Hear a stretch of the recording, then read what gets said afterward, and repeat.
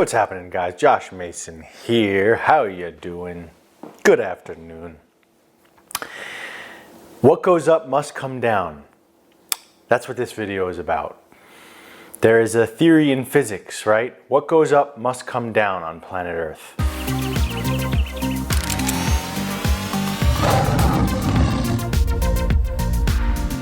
People have emailed me and asked me about bipolar and rapid cycling moods.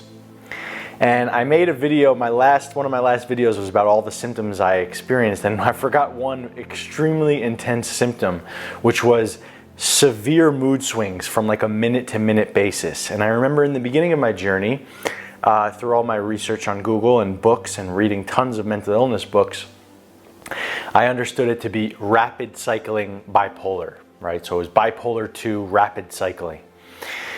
And the severe mood swings that I was experiencing were terrifying. It was like I was okay. I was never good, but I was in an okay place, and then all of a sudden this doom and gloom mood would hit me out of nowhere. And sometimes 30 seconds later it would be gone. And it was like coming and going and coming and going, and it was so crazy how unstable I was in a given day. And what I was forced to do in a very intense way was to learn how to never get high. What I intuitively understood at this time of my journey was that if I got high, it eventually crashed. Okay, I didn't know this then, but masters live in the middle. And every time I got high, I would watch as it inevitably hooked, turned a corner, and eventually came down into the darkness. And it was those days with hardly any experience with hallucinogens or any of this that I really intuitively knew that it was no longer free to get high. What does getting high mean? I'm not talking about drugs. I'm talking about mental pathways that I would feed and give energy to the point where they actually made me feel better about myself in the moment. So it was future possibilities that I would fuel and feed, or past accomplishments that I would fuel and feed in order to feel better about myself in the moment.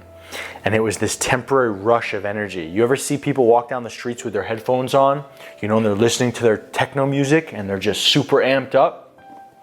Well, for a while I was like, damn, that's really intense, man. That guy's really on a beautiful path. He's really doing well. And then when I started competing in jiu-jitsu, I watched as all of the best guys in the world never got like that. They were still and calm and breathing and listening to maybe a slightly elevated music, but never the intense, never the full-on techno music. It was something that was getting them a little amped, but you would never see a world-class fighter sparring and boxing and doing all kinds of crazy stuff before his fight. He's going to be in the zone. He's going to be focused. Maybe a little high, a little above that baseline, but not high, okay? So now when I look at that type of energy, I just look at it and I'm like, damn, dude, all right, well, talk to me in a few hours. You'll be crashed, So what I was forced to learn is to teach myself and train myself not to get high.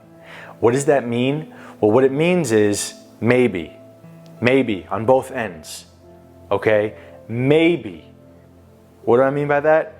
Well, those thought patterns that we go into that we think are going to be life-changing, right? If we, oh my God, and then this can happen, and this can happen, and then I can have $1 million, and then I'll be rich, and then I'll have a hot girlfriend, and then I'll have the best house I want. And you're feeling it in your body, and your chemicals are going. Well, that's not free. On some level, it's not free, okay? If you have a really healthy brain and you're really grounded, it's not going to affect you. You're not going to crash from that thought. But when you have chronic illness and your biochemistry is not working too well, you have to give extra effort into being present. And all of that you just went into is not the present moment. And in fact, it just got you artificially high off something that hasn't happened yet. and then eventually it'll turn the corner and you'll come back down. So what I was forced to do is to watch for those moments where I wanted to get high, to watch for the possibilities of the future that I would go into and feel in my body as if it was happening, and convert that to a maybe, you know? Even if something was like right around the corner, I knew it was gonna happen, it was still like, well, maybe it'll happen. Maybe it'll be good for me. We really don't know. Similarly, when bad things happen, it was like, maybe that's bad for me, right? Not getting a job. Well, maybe that's bad for me. I don't know. Maybe it's good. Maybe it's bad. I don't really know, right? There's a Chinese fable,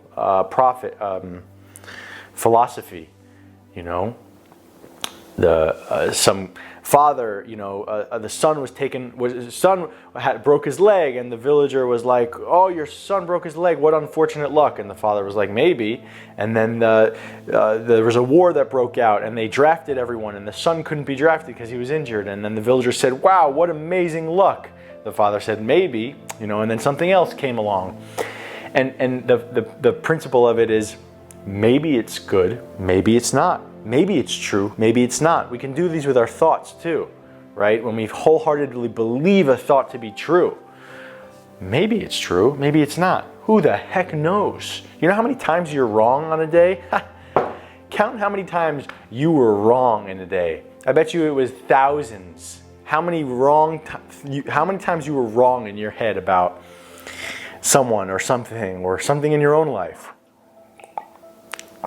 So what I trained myself to do was to not let myself buy into any of the stories or any of the things that could happen in the future, to also understand that really hardly anything ever changes your life completely.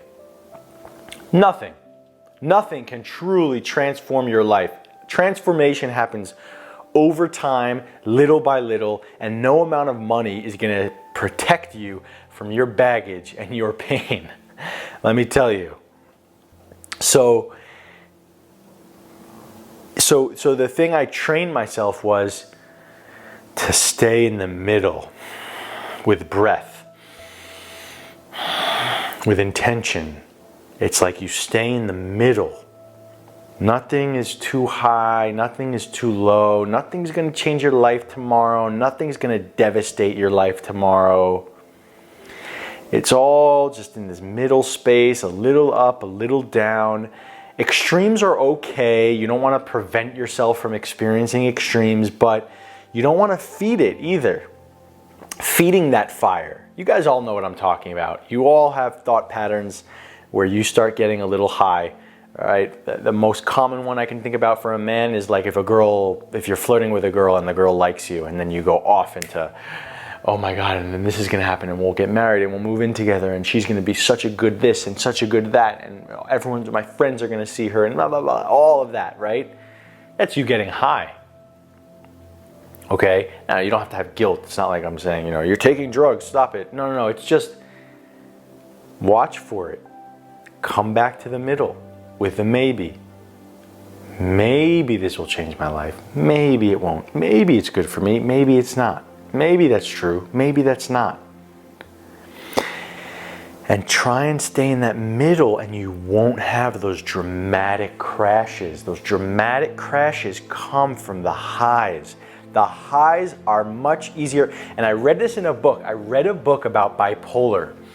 It was called Something Mind, like, oof. It's one of the top rated bipolar books on Amazon. And I read it like 3 times.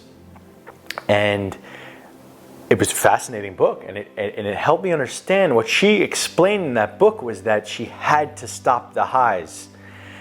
Bipolar, like lithium in particular, and bipolar treatments, they're done with stopping the highs. That's how they treat bipolar. They prevent the manias. You prevent the mania, and then that crash doesn't happen. So if we take that out of the mental illness category and put it more into a spiritual perspective, prevent those little manias from happening, right? Don't stop yourself from being happy. Don't stop yourself if good things are happening in your life. Don't stop yourself from joy, But watch when it's in excess. Watch when you're feeding something. You're feeding an imaginary monster. There's a line there that you'll cross. And in those moments, shut down the computer, shut down the phone, shut down all the internet, stand on the earth.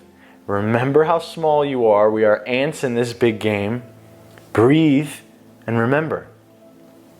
You have your heart, you have your brain, you have your organs, you have your breath. And that's all we actually have. The rest is imaginary. Alrighty, that's all I got for you. Peace. Summer in the hills, those hazy days I do remember. We were running still, had the whole world at our feet, watching seasons change.